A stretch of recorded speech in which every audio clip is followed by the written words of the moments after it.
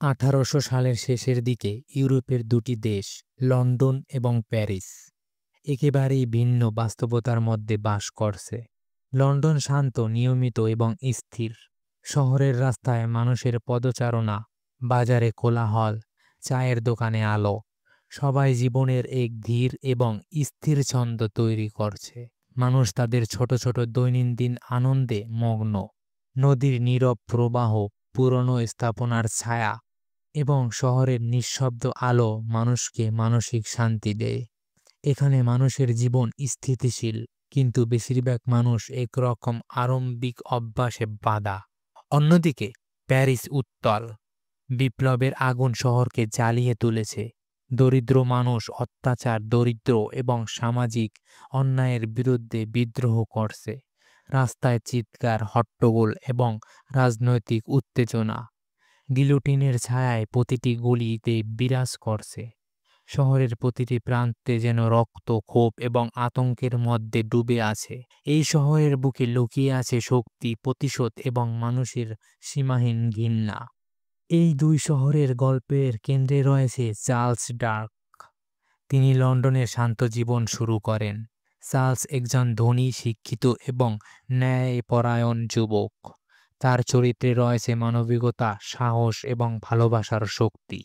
Charles ধীরে ধীরে লন্ডনের সমাজের মধ্যে নিজেকে প্রতিষ্ঠিত করতে চায়, কিন্তু অতীতের কিছু ঘটনা তার শান্তি ভেঙে দেয়। তার জীবনে আসে লুসি মানেট, এক মমত্বপূর্ণ, সহানুভূতিশীল মেয়ে। লুসির পিতা ডাক্তার মানেট বহু বছর ধরেই কারাগারে বন্দী ছিলেন। লুসির অদম্য ভালোবাসা এবং যত্ন তার পিতাকে জীবনে ফিরিয়ে আনে। লুসির হৃদয় মানবিকতা, সহমর্মিতা এবং প্রেমের প্রতীক। তার উপস্থিতি চার্লস এবং ডাক্তার মানেটের জীবন আশার আলো জ্বালায়। লন্ডনের শান্ত পরিবেশের চার্লস ও লুসির সম্পর্ক কেবল প্রেম নয়, এটি মানবিকতার, বিশ্বাস এবং আশার গল্প। দর্শক দেখতে পায় মানুষ কিভাবে বন্ধুত্ব ও ভালোবাসার মাধ্যমে জীবনের অন্ধকার কাটিয়ে ওঠে। কিন্তু লন্ডনের শান্ত জীবন স্থায়ী হয় না। চার্লস ডার্ক প্যারিসে আসে বিপ্লবের সময়, যেখানে সে এক সময় ভিন্ন বাস্তবতা দেখতে পান। প্যারিসের মানুষের রাগ, ক্ষোভ, প্রতিশোধ এবং মৃত্যু সবই শহরের মধ্যে বিরাজ করছে। দরিদ্র মানুষ এবং বিপ্লবীরা তাদের অধিকার ও স্বাধীনতার জন্য লড়ছে। গিলোটিন, রক্তক্ষয়, চিৎকার, এইসব মিলিয়ে শহরকে এক ভয়ঙ্কর উত্তেজনায় ভরিয়ে দেয়। চার্লস ডার্কে তখন এই বিপ্লব জনতার মাঝে নিজেকে সংরক্ষণ করেন।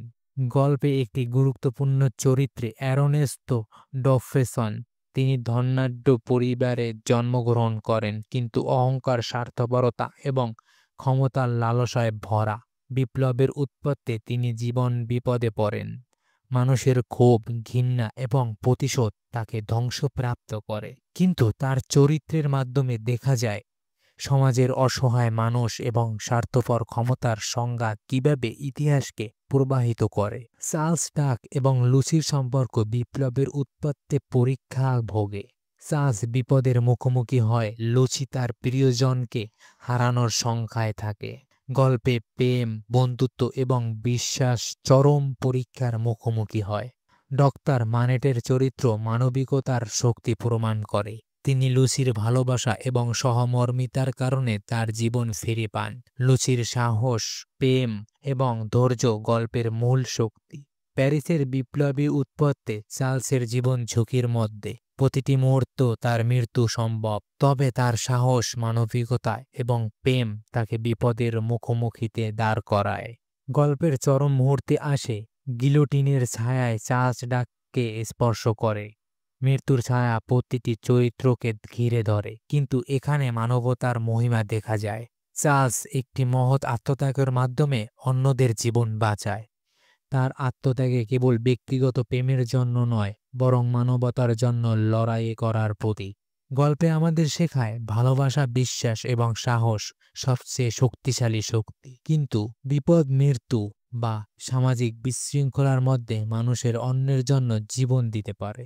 শেষে লন্ডনে শান্তি ফিরে আসে। প্যারিসে বিপ্লবের উত্তেজনা ধীরে ধীরে থেমে যায়। দুই শহর দুই জীবন, কিন্তু প্রেম, মানবিকতা এবং আত্মত্যাগের সবসময় একে অপরের সাথে ছুঁয়ে যায়। ভালোবাসা এবং বিশ্বাস মানবিকতার মূল শক্তি।